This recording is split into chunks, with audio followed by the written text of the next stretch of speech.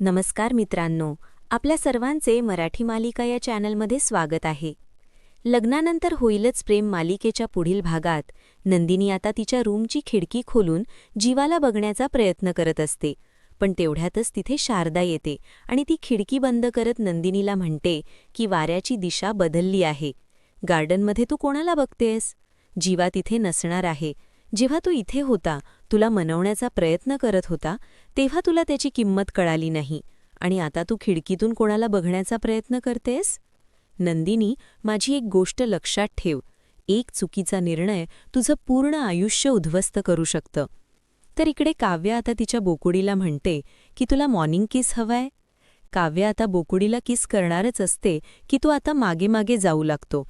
म्हणजेच बोकुडीला मागे कोणीतरी खेचत असतं आणि त्यामागे आता काव्यासुद्धा जाऊ लागते आणि हे सगळं काही पार्थ करत असतो आणि त्या दोघांची चांगलीच तिथे टक्कर होते. पार्थ आता काव्याला म्हणतो की अहो तुम्हाला दिसत नाही का? तर पार्थला बघून काव्या म्हणते की म्हणजे तुम्हाला मॉर्निंग किस हवा होता? तर पार्थचा हा चावटपणा काव्यासमोर येतो. आता पार्थ जीवासाठी उकडलेले अंडे घेऊन येतो. तुम्हाला व्हिडिओ आवडला असेल तर लाईक आणि शेअर करा आणि आमच्या चॅनलला सबस्क्राईब करायला विसरू नका. धन्यवाद.